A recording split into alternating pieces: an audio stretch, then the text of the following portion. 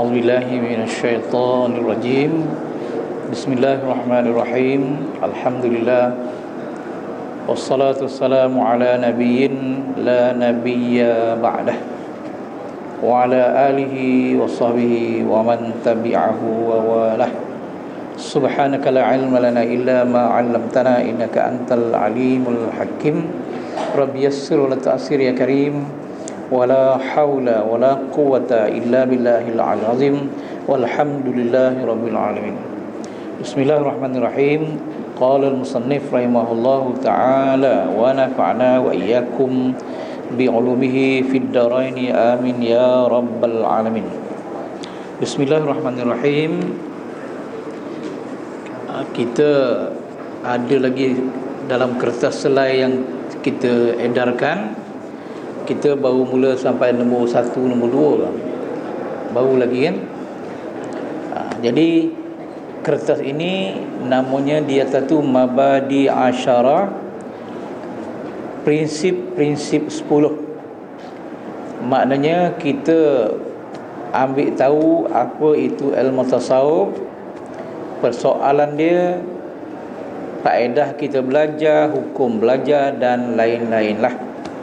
Jadi kita dah kenalkan dulu mula-mula dia punya takrif, dan takrifnya seperti dah dijelaskan, ialah bila kita belajar ilmu tasawuf, kita akan dapat tahu tentang nafsu. Itulah soalan dia, nafsu. Dan nafsu kita ini adalah musuh kita yang paling utama. Nabi kata, a'da aduwika nafsukallati baina janbaika. Musuh kamu yang paling utama ialah nafsu kamu sendiri yang duduknya antara dua rusuk kamu. Jadi nafsu inilah, oleh sebab dia musuh, kita kena lawan dia habis-habis. Dan lawan itu dipanggil dia mujahadah. Mujahadah ni adalah pertembungan antara kita dengan nafsu kita. Dan kalau kita jadi pemenangnya, kita akan dapat menguasai nafsu dan kita selamat. Bila kita kalah dalam pertembungan dengan nafsu ini, kita tidak selamat di dunia sampai akhirat. Sebab kita kalah dengan musuh kita. Jadi bila dia musuh kita, kita naklah ambil tahu tentang musuh ini supaya kita dapat lawan dia. Lawan habis-habisan sampai kita menang. Dan bila kita menguasai nafsu kita, insya-Allah bangun malam tahajud pun senang. Kalau kita gagal lawan nafsu, dia menang, kita nak bangkit tahajud pun susah. Dan apa saja kebaikan yang kita nak buat, memang kita payah nak buat. Sebab nafsu ini dia memang menyuruh kita buat jahat. Allah sendiri sebut dalam Quran, innan nafsa la'ammaratum bisu', bahawa nafsu itu amat menyuruh berbuat jahat. Artinya apa saja yang Allah Ta'ala suka, nafsu kita tak suka. Kalau Allah Ta'ala tak suka, nafsu kita suka. Macam itulah keadaan nafsu kita. Jadi kita tak ada banyak pilihan, kita kena lawan dia. Jadi kalau kita nak lawan musuh kita, kita mesti tahu kelemahan dia. Kalau kita tak tahu kelemahan dia, dia tahu kelemahan kita, kita kalah. Kalau kita tahu kelemahan dia, kita adalah kaedah untuk mengalahkan dia lah. Itu kaedah dia. Apa contoh dia? Nafsu ni kata Sayyidina Ali bin Abi Talib, nafsu ni ibarat macam kaldai, kata dia. Kaldai ni kalau dia tak ada beban di belakang dia dan perut dia kenyang, bising, berjalan ke sana kini, kacau sana kacau sini, itu kaldai. Jadi macam mana kita nak mendiamkan kaldai ni? Ada dua cara kita kaldai tadi. Yang pertama, kita jangan beri dia makan. Yang kedua, kita bebankan dia di belakang dengan beban yang agak berat. Jadi di belakang bila ada beban, Lepas tu dia makan pun kurang, dan dia pun senyap lah, tak bercakap lagi lah. Nafsu pun sama juga. Jadi kita kurang, jangan beri dia makan. Maknanya jangan ikut kehendak dia. Satu. Yang kedua, kita bebankan dia dengan zikrullah. Zikir betul-betul, jadi dia akan tunduk. Kita tak ikut dia, kita berzikir kuat-kuat, dia akan kalah macam kaldai kalah. Itu satu bentuk. Dan nafsu ni jangan kita layan dia.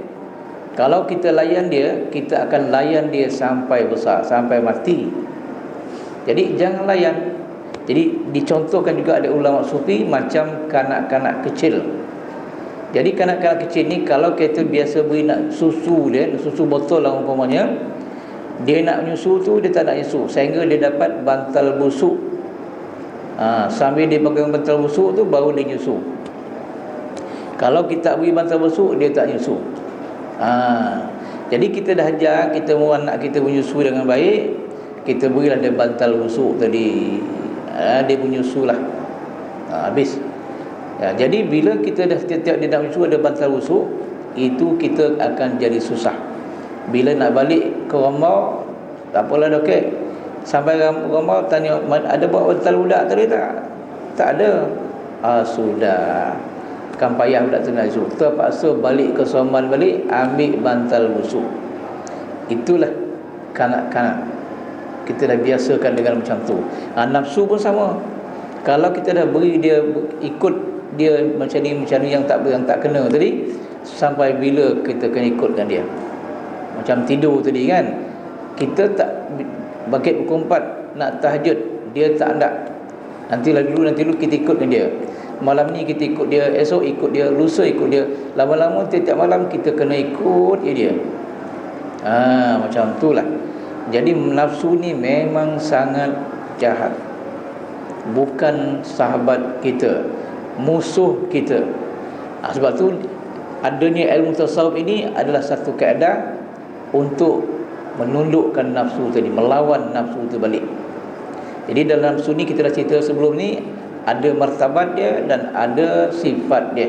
Sifat dia, satu sifat baik, satu sifat jahat, ada dalam diri kita ni. Kalau banyak yang baik, martabat nafsu kita tinggi.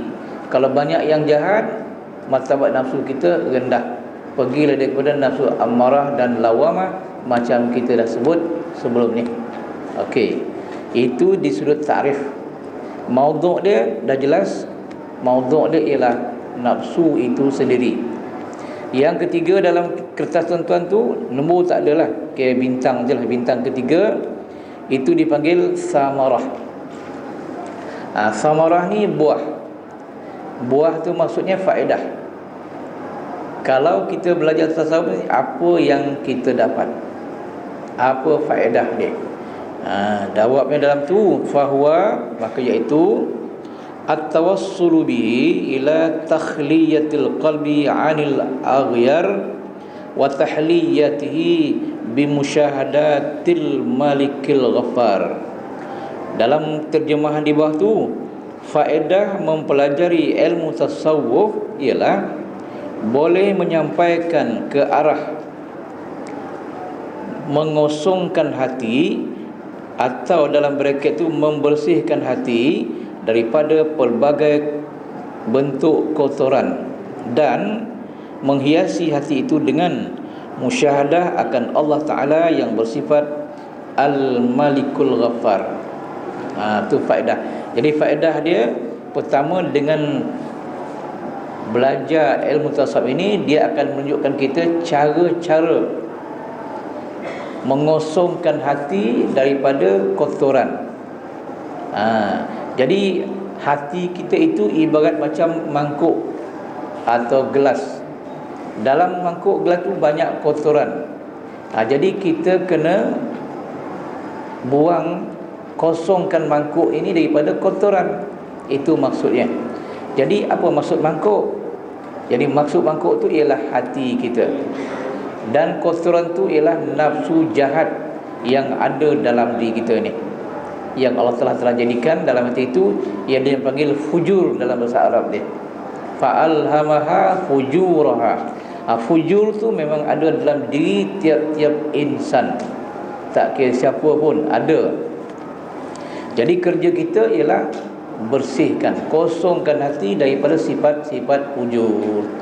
Jadi kalau orang tu tak belajar ilmu tasawuf, jadi cerita pembersihan hati tu tak timbul. Tak timbul lah, biasa je lah. Kita ingat tak ada kotor pun hati kita ni, kita rasa macam tu. Sebenarnya memang hati kita ni ada yang kotor dan ada yang bersih.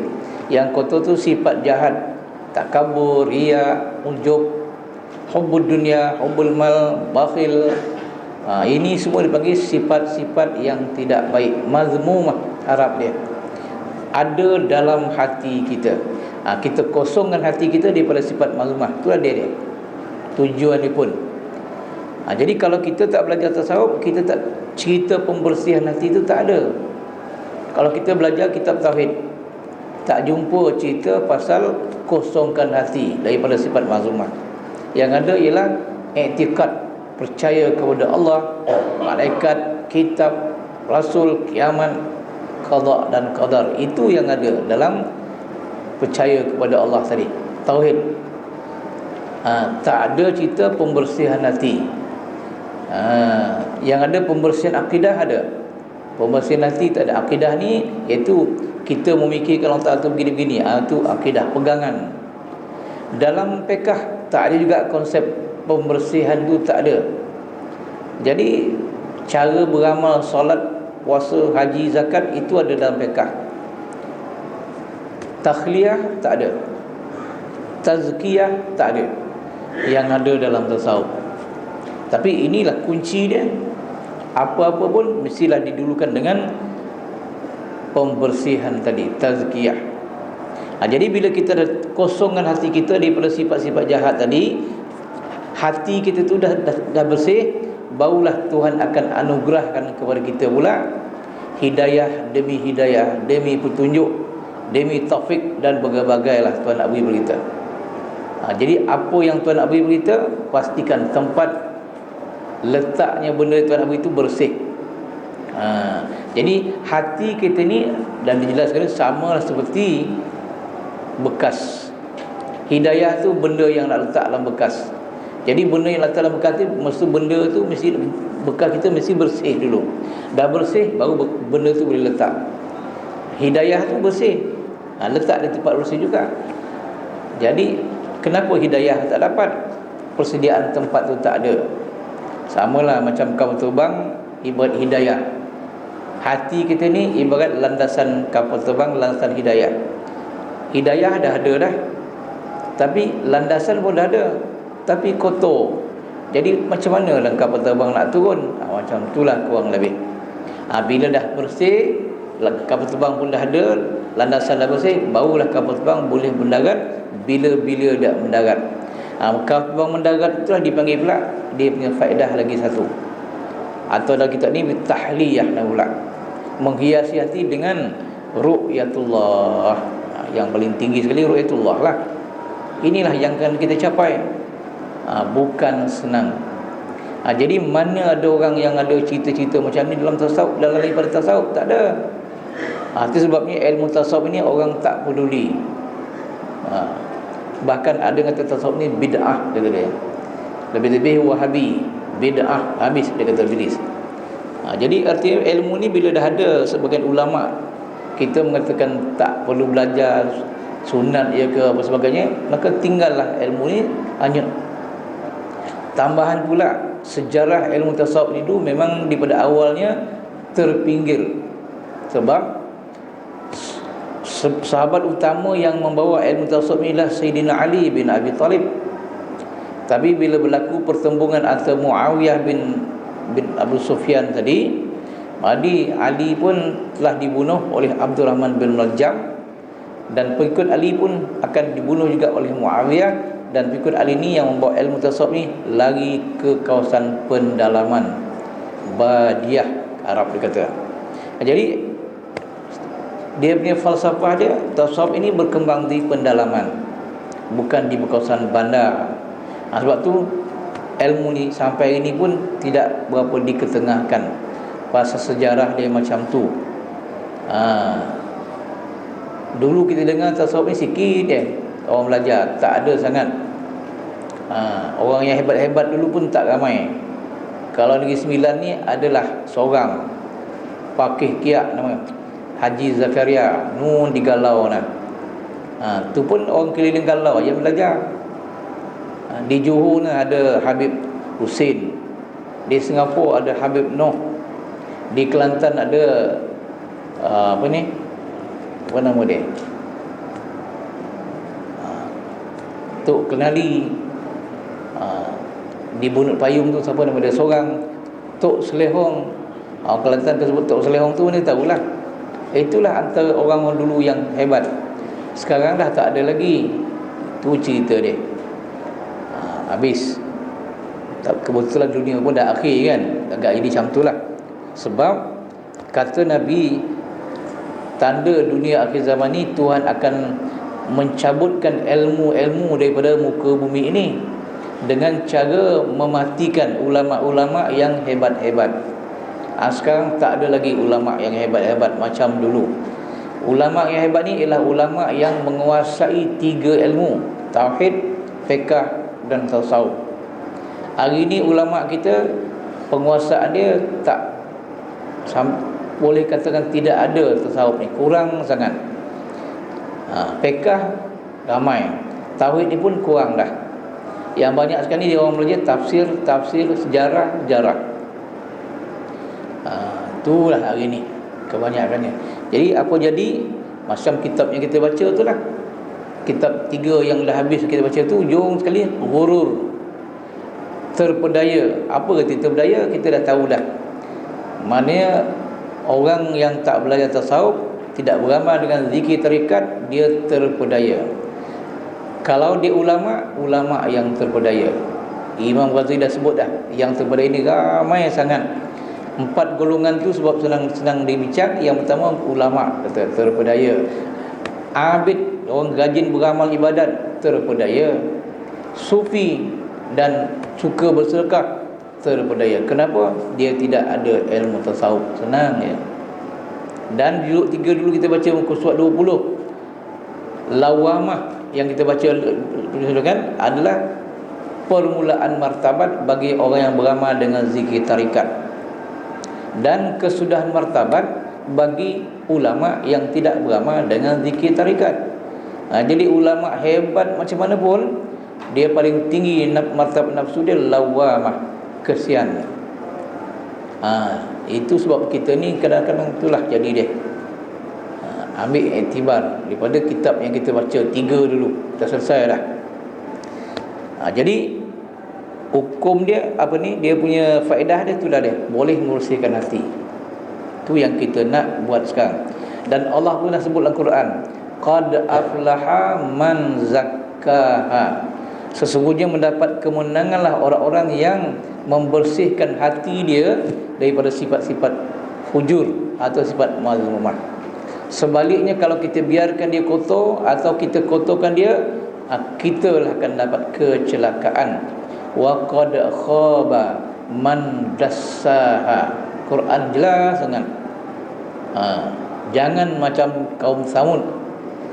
Kaum Samud dia langgar perintah Tuhan, dia langgar perintah Nabi Soleh. Akhirnya Tuhan benamkan di dalam tanah yang dicairkan oleh Allah Ta'ala di Madain Soleh, utara Madinah sana. Itu dia. Jadi kita ni kalau tak ikut perintah Tuhan tadi, kita lah susah. Kenapa ikut perintah Tuhan tadi pula? Tuhan dah bersumpah dengan cerita yang kita baca ni, 8 sumpah. Dan saya dah sebutkanlah banyak kali di sini, iaitu ayat wasyamsi waduhaha, sampailah kepada wa nafsin wa ma sawaha, demi matahari, demi cahaya matahari, demi bulan, demi siang, demi malam, demi langit, demi bumi, demi manusia yang dijadikan oleh Allah Ta'ala. 8 sebab Tuhan. Nak cakap pasal dalam diri kita ni ada nafsu jahat, ada nafsu baik. Yang jahat itu kita kena bersihkan, yang jahat tu kena bersihkan, dan mudah-mudahan kita jadi baik. Kalau dikotorkan, anda mendapat kebinasaan. 8 sumpah Tuhan. Berbanding dengan ayat lain, sumpah dia 1, 2, 4. 1 wal asri wan najmi, 1 4. Yang 2 pula wadduha wal laili idza sa, 2 sumpah Tuhan. Yang 4 pula watin wazaitun wa tur sinin wa hadzal balad.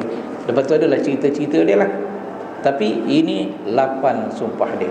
Maknanya tidak boleh ambil mudah atau buat tak tahu ya. Tapi sebenarnya sebelum ni kita memang tak buat tak tahu. Bukan kita, seluruh umat Islam boleh katakan macam tu. Kenapa? Wallahu alam. Saya memang takut Tuhan tidak memberi kita hidayah. Itu yang saya takut. Pasal kita ni sedar atau tidak adalah ikut Allah Ta'ala. Kalau dia nak kita beri kesedaran, kita akan dapat. Kalau Tuhan tak nak beri kita, habislah kita. Yahdi man yasha' wa yudhillu man yasha'. Tuhan akan beri hidayah orang yang dia kehendaki.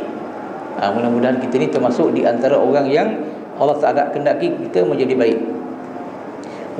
Tapi Tuhan juga menyesatkan orang. Wa yudhillu man yasha'. Dia juga akan menyesatkan orang-orang yang dikehendaki. Walaupun duduk dekat Nabi Muhammad SAW, tapi kalau Tuhan tak berkehendakkan dia jadi baik, dia tetap jadi tak baik. Contoh yang mudah, Abu Lahab, adik-beradik ayah Nabi kita SAW, kan duduk bapa saudara Nabi Muhammad rapat sangat, tapi Tuhan tidak beri dia hidayah. Tuhan dah pilih dia untuk tidak dapat hidayah. Jadi termasuk dalam wa yudhillu man yasha.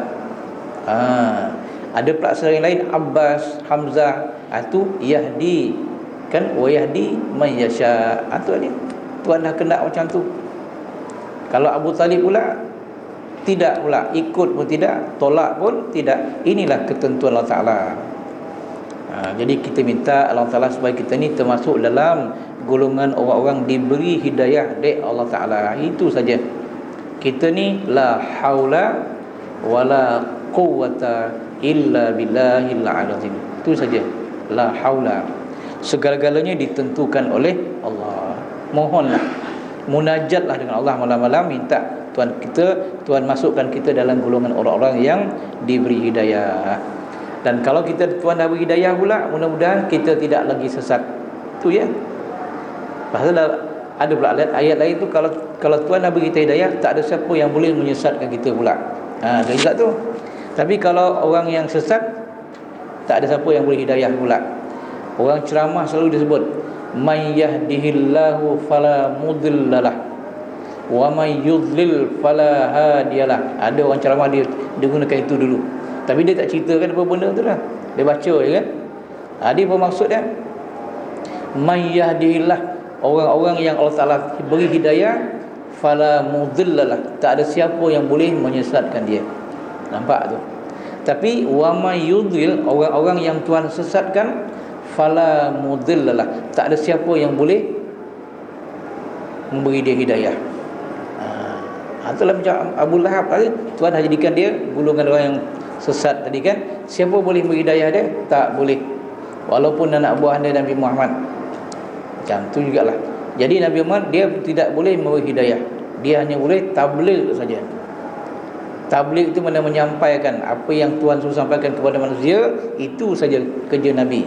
Hidayah tak ada, Allah Ta'ala punya. Pas Tuhan kata innaka Muhammad, innaka sejungka Muhammad la tahdi, tidak boleh memberi hidayah man ahbabta, orang yang engkau sayang. Walakin Allah, tetapi Allah Ta'ala lah yahdi may yasha, akan beri hidayah kepada orang-orang yang dia kehendaki. Itu sebab Abu Lahab tak dapat hidayah, pasal bukan Nabi yang beri, Allah yang beri. Okey. Kemudian berikutnya di bawah tu hukum.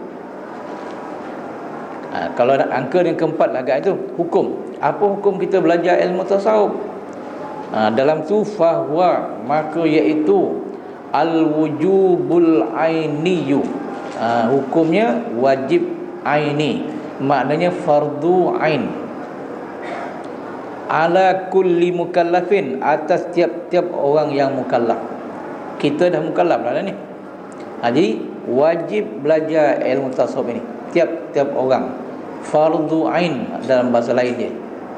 Jadi maknanya fardu ain tu maknanya kalau kita belajar dapat pahala. Bila kita tak belajar, kita sentiasa bergelumang dengan dosa. Dosa apa? Dosa tak belajar. Jadi bila berdasarkan ni, berapa ramai orang yang berdosa pasal tak belajar. Ada pula belajar kadang-kadang tak belajar pula. Belajar dongar bukan belajar nama tu, nongar ya. Rugi kita. Datang tempat orang belajar, menelingo yang nama. Dia belajar ni tak kena fikir, kena dengar apa yang saya dapat daripada pembelajaran ni untuk orang balik ke rumah. Itu baru belajar nama dia. Kalau balik kan kosong ya kan, tu tak ada apalah kita dapat, rugi sangat. Hukumnya fardu ain, tak boleh tidak. Okey. Wazalika lagi kitab kata tu, kama yajibu ta'allumu ma yuslihul batina, kadzalika yajibu ta'allumu ma yuslihul batina. Macam mana kita wajib belajar ilmu zahir, iaitu ilmu fiqh, untuk mengesahkan ibadat yang zahir, sama juga kita belajar ilmu tasawuf untuk mengesahkan ibadat yang batin. Jadi sekarang ni kita tak ada fikir tentang ibadat batin, kita fikir ibadat yang zahir. Kalau solat yang kita buat ni, kita lebih mengutamakan yang zahir saja. Yang batin kita tidak ambil peduli langsung. Tak ambil tahu dan tak, orang pun tak nak beritahu. Di situ kita dah rugi yang sangat-sangat. Contohnya yang zahir kita jaga sangat-sangat. Kita sembahyang ni semua menghadap kiblat. Tak ada seorang menghadap ke timur, menghadap ke kiri kanan, tak ada. Semua menghadap kiblat. Apa kiblat? Menghadap dada kita Baitullah. Baitullah itulah Kaabah. Jadi salat ni semua menghadap ke depan anda ni, ke depan lah. Secara zanni Abah Sunan duduk Baitullah, dekat Makkah sana. Kalau kita orang sembahyang menghadap ke sana ke ni, semua kata tak betul. Jadi dada kita mesti menghala ke arah Baitullah. Dalam solat ni, kalau dada kita beralih di kiblat, solat kita batal. Itu pekah. Dan kita jaga sangat, tak beralih terus dada. Tapi ada satu kiblat yang kita tidak ambil peduli, orang pun tak cakap, iaitu kiblat rohani nama dia. Kita ni ada dua diri, jasmani dan rohani. Jasmani inilah badan kita ni, rohani yang duduk dalam kita ni. Jadi kalau dada kita jasmani menghadap ke Baitullah, rohani kita menghadap kepada Allah. Jasmani Baitullah, rohani Allah. Dan kita dah sebut pula dalam sembahyang lagi, apa yang itu?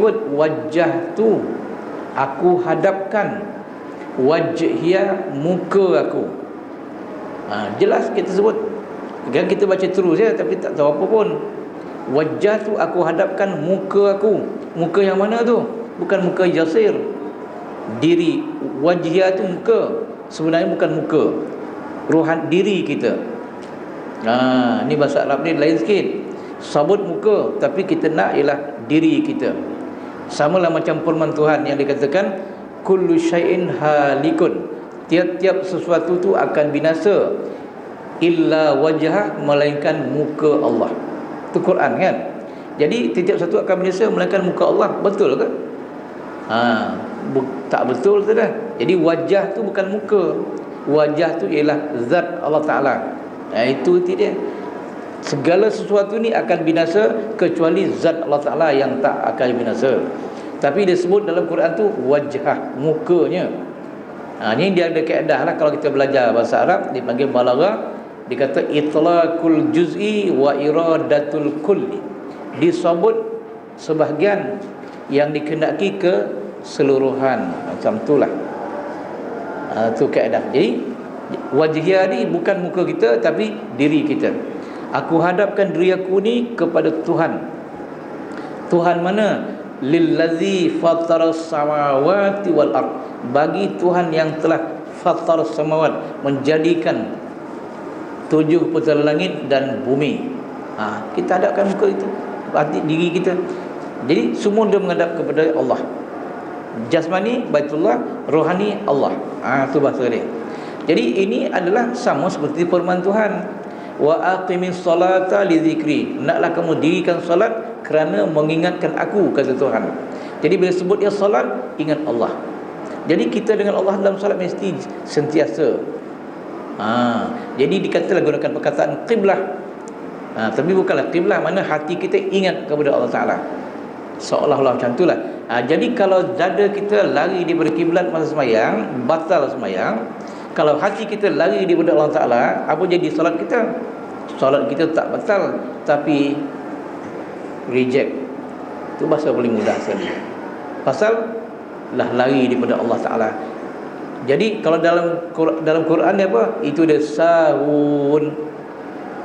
Kan Quran, fawailul lil musallin alladzina hum an salatihim sahun. Sahun tu mana? Orang-orang yang lalai. Apa arti lalai tu? Lalai, kalau lalai dalam sembahyang, mana hati kita tak ingat Allah Ta'ala, ingat benda lain. Ingat itu, ingat ni, macam-macam benda kita ingat dalam solat. Itu maknanya gagal dia.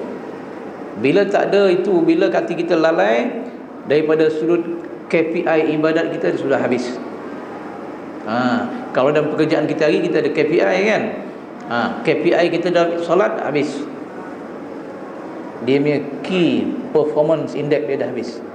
Kan? Itu cerita dia. Ataupun bahasa mulut kita ni, dia punya piawaian dia tak sampai. Dia punya standard dia tak sampai.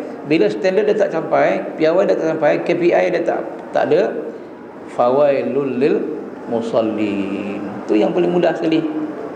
Nak kita solat kerja macam tu? Tentulah tak nak. Tapi tak pernah pun orang fikir itu situ. Itu baru cerita kiblat ya. Kalau cerita yang lain beri kiblat pula macam taharah. Orang kita salat taharah wuduk ya, wuduk itu yang kita baca. Lebih pada itu tak ada dah. Sebenarnya taharah sama juga. Taharah jasmani dan taharah rohani. Allah Ta'ala dia tak pandang rupa kita, dia tak pandang warna kulit kita, dia tengok hati kita. Hadis Nabi kata, innallaha la yanzuru ila suwarikum, Tuhan tidak melihat kepada rupa kamu dan kepada warna kulit kamu, walakin yanzuru, tapi Tuhan melihat ila qulubikum, Tuhan melihat ke dalam hati kita. Bila tak hati, apa maksudnya? Bersih tak bersih? Apa bersih kotor hati ni? Kotor hati kita disebabkan dua benda. Yang pertama dosa, yang kedua sifat mazmumah. Benar ya? Kalau kita solat, kita bergelumang dengan dosa, taubat tiada, tak ada apa, zikir untuk buang sifat mazmumah tak ada, makna hati kita kotor. Jadi kalau kita dalam sembahyang hati kita kotor, Allah tengok kotor, apa jadi dia? Itulah yang dia pergi reject tu. Sebab itulah kena jaga baik. Kiblat kena jaga, taharah rohani kena jaga, bukan taharah jasmani. Kita hanya melihat daripada sudut fiqh saja. Sebab dalam ni dia kata kita wajib belajar ilmu fiqh untuk menjadikan ibadat yang zahir itu baik. Bagi kita belajar ilmu tasawuf untuk menjadikan hati kita baik. Barulah jadi maka timbullah ayat lain, qad aflahal mu'minun alladzina hum fi salatihim khashi'un. Apa tu khashi'un? Khashi'un tu orang panggil khusyuk lah. Apa tu khusyuk? Maknanya fokus hati kita tak ada kelain dah. Allah ya. Daripada Allahu Akbar sampai Assalamualaikum yang pertama. Itu fokus. Khusyuk tu fokus lah agaknya. Bukan fokus, bukan khusyuk tu kita diam tak bergerak, tak ada bergerak tu badan kan. Tu dia khusyuk tu, itu gaya khusyuk berdiri ya. Dan khusyuk ni bukan badan, ialah hati. Ini yang nak jaga sangat. Kalau tak ada khusyuk khasyuk tadi, kita tidak akan dapat kemenangan dalam ibadat yang kita buat. Itulah tuan-tuan, kena cari sangat. Okey. Kemudian yang bawah sekali itu, wa amma fadluhu, dan adapun kelebihan mempelajari ilmu tasawuf ini. Apa kelebihan dia? Kita tundakkan kelebihan dia. Dalam kitab tu dia kata fahuwa, maka iaitu fauqanu, ketinggiannya, ketinggian ilmu tasawuf ini, ala sairil ulum, ketinggian ilmu tasawuf ini atas segala ilmu yang lain, min jihatin, daripada satu sudut, annahu, bahawa ilmu tasawuf ini yusilu, boleh menyampaikan, ila ma zukir, ke arah apa yang telah disebutkan di atas tadi. Itu dia. Apa dia? Musyahadatil malikil ghafar, sampai kita boleh melihat Allah Ta'ala yang mukhalafatu ta'ala al-hadis tadi. Itu yang paling tinggilah nikmat. Jadi ilmu tauhid belajar tinggi mana pun, dia tak sampai kepada musyahadatul malikil ghafar. Ilmu fiqh tinggi belajar sama je, tak sampai kepada musyahadah al-malikil ghafar. Tapi tasawuf yusilu, boleh menyampaikan, ila ma zikir, kepada apa yang disebut di atas tadi.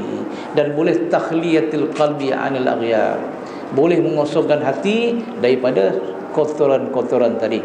Fiqh tak boleh, tauhid tak boleh. Dia tauhid dia sudut pegangan saja, akidah. Fiqh hanya metodologi beramal saja fiqh. Tapi tasawuf tidak, lebih menyeluruh lagi lah. Itulah penting tak pentingnya, tinggi tak tingginya ilmu tasawuf.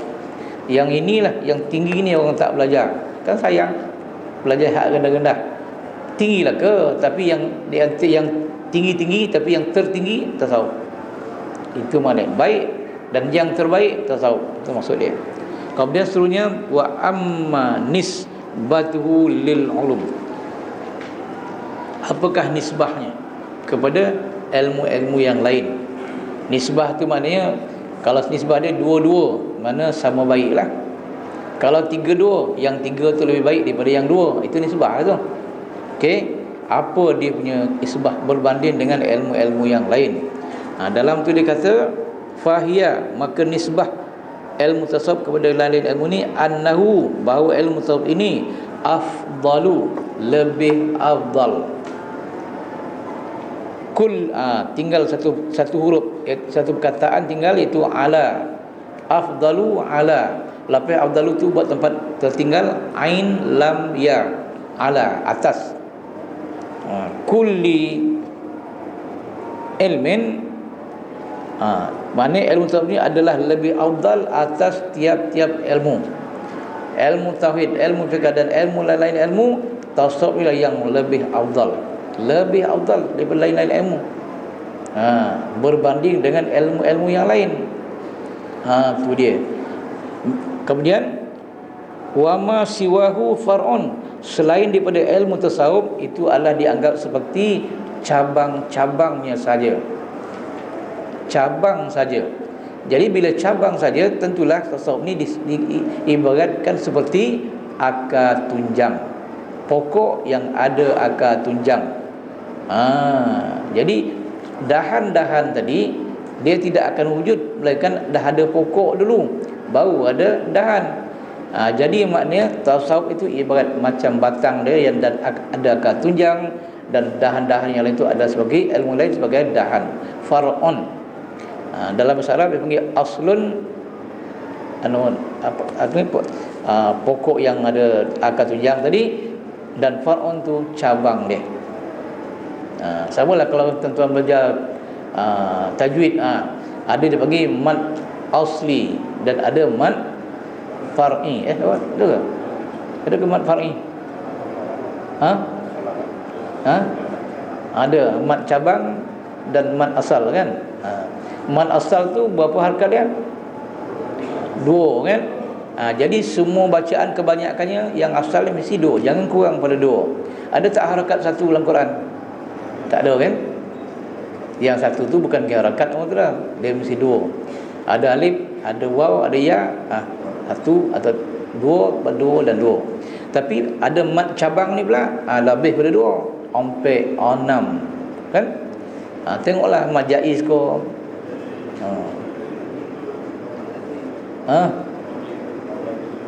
Macam-macam mad kan. Jadi mad cabang ni banyak nama-nama lain dia. Ada cabang pendek, ada cabang panjang. Tengoklah satu. Jadi itu cabang. Asalnya mesti 2. Macam itulah. Okey. Wa nisbatuhu lil batini, dan nisbah ilmu tasawuf ini kepada batin, kanisbatil fiqhi ila zahiri, seperti nisbah ilmu fiqh kepada yang zahir. Tadi kita dah cerita dah. Yang zahir ini melibatkan hukum fiqh, yang batin melibatkan hukum tasawuf. Itulah. Tapi orang yang batin ni orang tak peduli. Itu cerita dia, rugi dia. Yang penting, yang mustahak, yang paling utama batin, itu tak ambil peduli. Yang nombor dua tu zahir, itulah beriyo. Yang sama juga dengan ilmu dosa kepala ataupun perkara-perkara dosa ni. Kita lebih faham dosa zahir, dosa batin kita tak ambil peduli. Sedangkan Allah Ta'ala dah beri kenyataan dalam Quran, statement dia. Contoh dia lah dalam Quran. Qul, kata oleh Imam, innama hanya senya harrama rabbiya al-fawahisha ma zahara minha wa ma batan. Itu satu Quran. Innama hanya senya harrama rabbiya, Tuhanku telah mengharamkan al-fawahisha, perkara-perkara keji yang tak baik, ma zahara minha, barang yang zahir daripadanya, itu yang nampak dipandang, wa ma batan, dan yang tak nampak dipandang. Jadi dosa ni dua, kejahatannya ada dua. Satu kejahatan yang zahir nampak, kejahatan yang batin tak nampak. Tuhan nak beritahu. Jadi kita kena tahulah apa yang zahir, yang kejahatan zahir, mencuri, merompak, menyamun dan lain-lain. Yang batin, yang batin tak tahulah kan. Tu tak tahu. Pasal apa? Tak ambil tahu, tak diberitahu. Itu statement. Tapi perintah Tuhan ada lain pula. Ayat lain pula dibunyi, wala taqrabul fawahisha ma zahara minha wa ma batan. Ini perintah. Jangan kamu hampiri. Kalau jangan buat langsung tu, dokek pun tak boleh. Jangan kamu hampiri ma zahara minha batan, perkara yang tak baik ini. La taqrabul fawahisha, jangan kamu buat, jangan kamu perkara-perkara fahisha, keji, ma zahara minha, yang zahir, wa batan, dan yang batin. Jangan buat. Jangan hampiri, bukan jangan buat. Kalau kita dah mencuri, mana dah buat. Ini jangan buat kerja itu. Kita jumpa beg dua orang cerita jalankan. Kalau tak nak bertanggungjawab, jangan usik. Kalau kita nak selamatkan orang tu punya, kita ambil, kita pulang kalau tak ada balik. Macam itulah kata dia. Jadi kena jaga. Jangan buat benda-benda yang fahisyah, baik zahir maupun batin. Kita tu di situlah kita gagal. Kita tidak ditekankan sangat soal keji dalaman. Keji yang luar ni banyak disebut. Tu maksud dia. Okey. Itulah nisbah ilmu tasawuf kepada lain ilmu. Kemudian wadi', wa amma wadi'uhu, adapun pencetusnya kepada ilmu tasawuf. Siapa yang mencetuskan ilmu tasawuf ni? Itu sebabnya Wahabi dan orang-orang lain luar kan, ulama-ulama kan sama juga. Dia kata tasawuf tak ada. Mana ada ilmu tasawuf? Dalam Quran tak ada sebut tasawuf, Nabi pun tak pernah cerita tasawuf. Kita ni bid'ah ni kata, memandai-mandai. Kan susah jawab itu. Jadi kalau kita tanya balik orang bercakap macam tu, kita tanya balik, zaman Nabi ada ke ilmu fiqh? Tak ada. Zaman Nabi ada ke ilmu tauhid? Nama ilmu tauhid tu ada tak? Tak ada. Zaman Nabi ada tak ilmu tauhid? Pun tak ada. Sama je, tasawuf tak ada, ilmu fiqh tak ada, ilmu tauhid tak ada, tapi ilmu dia ada. Nama kitab tauhid tu tak ada. Pasal apa tak ada? Masa tu dia panggil bukan ilmu tauhid, dia panggil ilmu Islam. Jadi bila ilmu Islam yang datang daripada Allah Ta'ala melalui lidah Rasul. Jadi bila kita tak faham, sahabat tak faham, sahabat terus bertemu dengan Rasulullah. Ya Rasulullah mengenai ketuhanan, ini macam ni Rasulullah ni. Tapi tauhid lah tu. Tapi tak ada sebut tauhid. Allah tu macam mana ya Rasulullah ni? Allah tu mukhalafah ni kan. Jadi semua tanya. Ada orang tu tak faham fiqh pula, terus tanya Nabi. Nabi jawab spontan. Orang pula masalah hati, tanya Nabi, jawab Nabi spontan je. Ini masa tu Nabi ada, tiada masalah. Semua secara ad hoc kan. Lepas tu Nabi wafat, tinggal pula sahabat Nabi. Sama macam Nabi juga, dia memang orang dah hebat kan. Tanya masalah sahabat, terus dapat jawab, tanya dapat jawab. Bila sampai tabi'in, negara Islam dah bertambah luas, umat Islam dah ramai, orang bukan Islam daripada Yahudi, Nasrani, Majusi, dah macam-macam masuk Islam, dan mereka membawa pahaman mereka masuk dalam Kristian tu dulu. Ditakutkan ilmu pahaman itu bercampur aduk dengan Islam, maka tabi'in zaman tu berfikirlah, agak kita tidak kena wujudkan ilmu-ilmu ni, kita tulis balik semula supaya dapat menolak benda-benda yang tak betul. Maka lahirlah tokoh-tokoh ilmu tauhid seperti Abu Hasan Al-Asy'ari, Abu Mansur Al-Maturidi dan lain-lain dalam tauhid. Dalam fiqh pula lahirlah Imam Malik, lahirlah Imam Syafi'i, lahirlah Imam Hanafi, dan lahirlah Imam Ahmad bin Hanbal dan lain-lain. Maka kita tengok ilmu fiqh ini itulah ada orang kan, mazhab, dia panggil mazhab. Jadi kita tahu orang-orang ni semua, kita sekarang ni pengikut fiqh kita ikut Syafi'i, semua macam tu. Tauhid kita kebanyakannya semua ikut Abu Hasan Al-Asy'ari, walaupun tuan-tuan kadang tak tahu sangat. Itulah dia. Tapi dalam itu tasawuf ni ulama dia ramai juga, tapi disebabkan benda tu tidak di-highlightkan, kita pun banyak tak tahu lah. Sedangkan ilmu tasawuf ni dia punya outline dia, diamond dia Sayyidina Ali bin Abi Talib, bawah pada tu Hasan Basri, bawah lagi Ma'ruf Al-Karhi, lagi dah bawah sampai tuan-tuan pernah dengar nama Junaid Baghdadi, nama seperti Sufyan Thauri, nama seperti Ibnu Arabi, dan banyak lagi ulama-ulama sufi